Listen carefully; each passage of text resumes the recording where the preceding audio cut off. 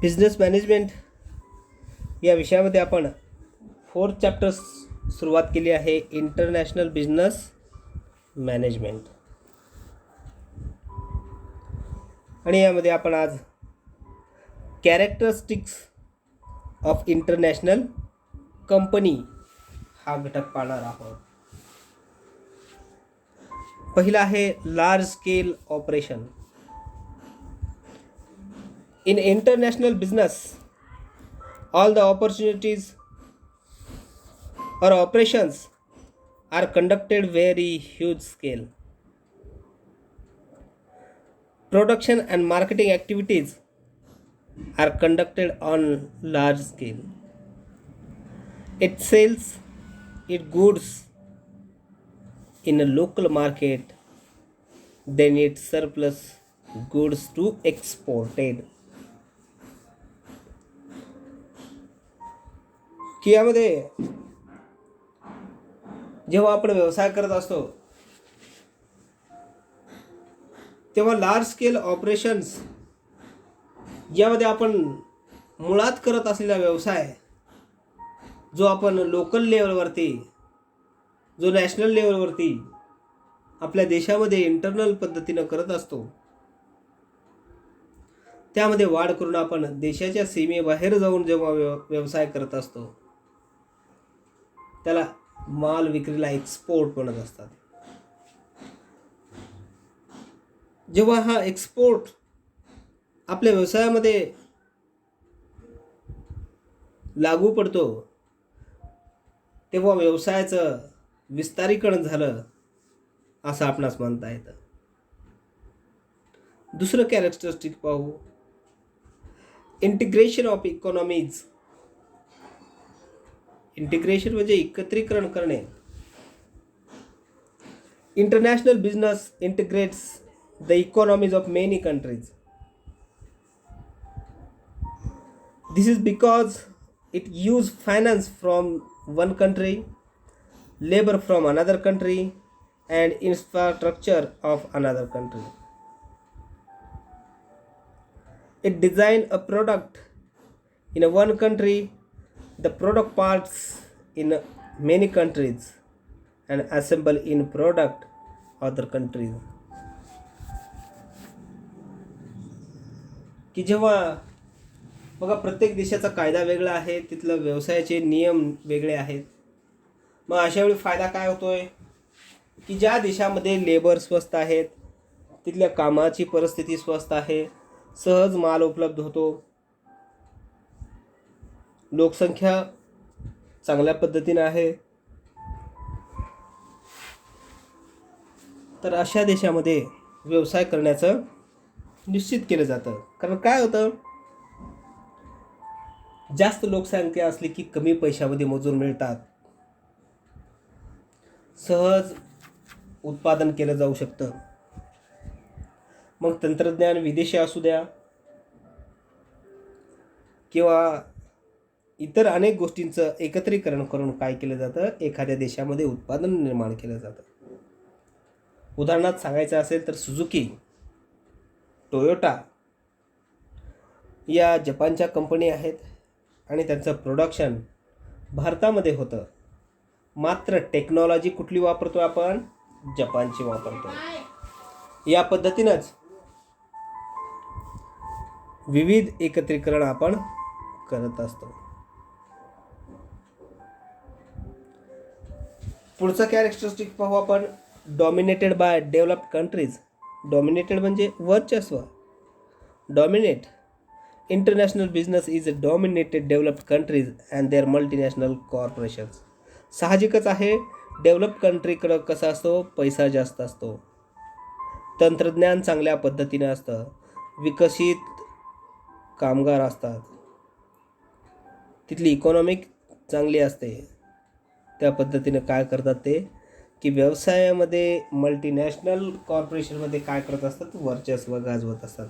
उदाहरणार्थ USA, Europe, Japan हे प्रगत देश आहेत आणि यांच्याकडं तंत्रज्ञान, पैसा, ती टेक्नॉलॉजी खूप चांगल्या पद्धतीने डेव्हलप असल्यामुळं इथं चांगल्या पद्धतीने व्यवसाय निर्माण होऊ शकतो.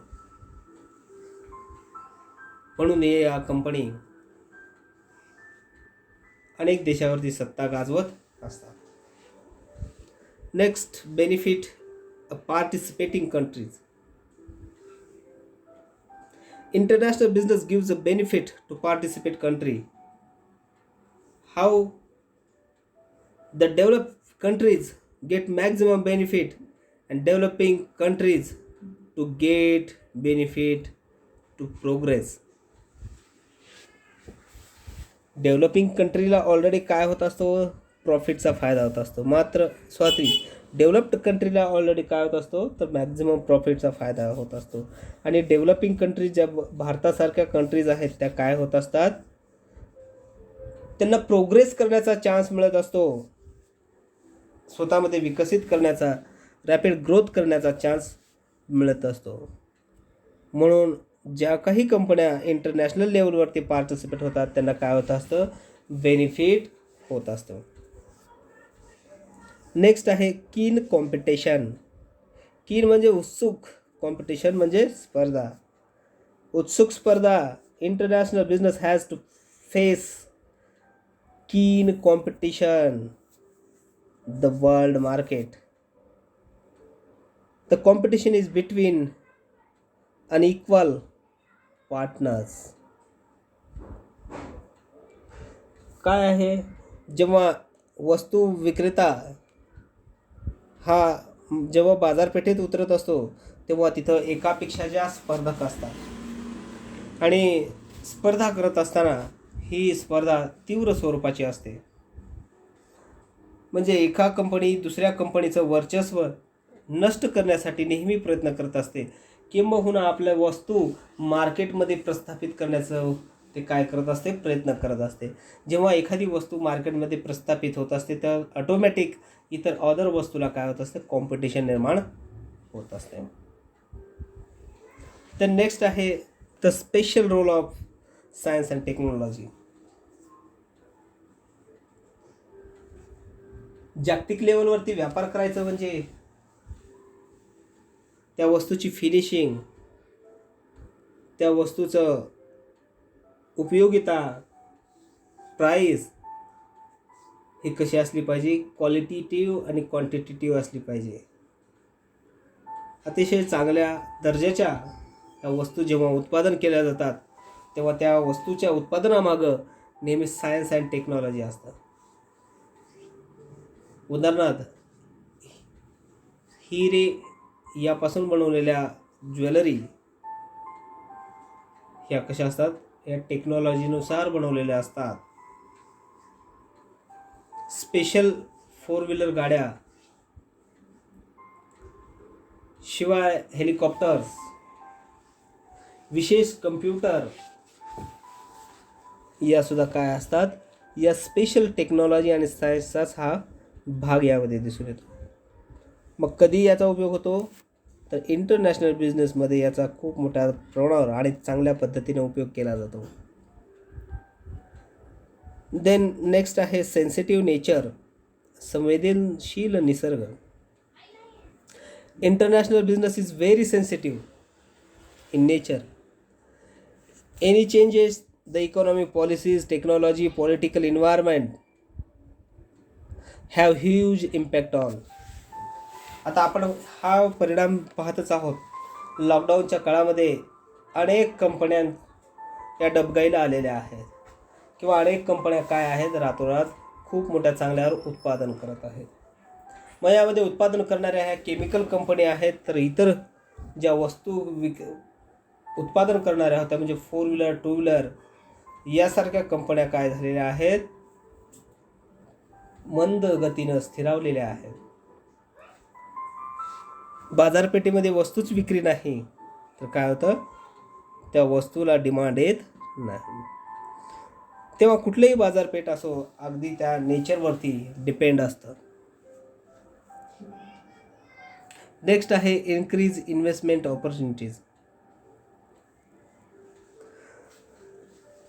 साहजिकच आहे, जेव्हा आपण छोट्या बाजारपेठेतून मोठ्या बाजारपेठेत प्रवेश करतोय तेव्हासाठी लागणारं भांडवल सुद्धा कसं असतं, खूप मोठ्या प्रमाणावर असतं. आणि हे मोठ्या प्रमाणात भांडवल गुंतवणूक केल्यामुळंच मोठ्या प्रमाणावर लाभ मिळण्याची शक्यता असते.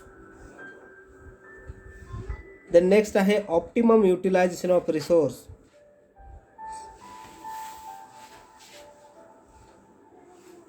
आपल्याकडे उपलब्ध असणारी साधनं, मग ती कामगार असतील, तंत्रज्ञान असतील किंवा तिथली परिस्थिती असेल, कच्चा मालाचा पुरवठा असेल, याचा जास्तीत जास्त मोठ्या प्रमाणात किती उपयोग करता येईल आणि तो उपयोग केल्यानंतर आपल्याला त्याचं जे मॅक्झिमम आउटपुट कसं काढता येईल हे आपण इंटरनॅशनल कंपनीमध्ये शिकत असतो.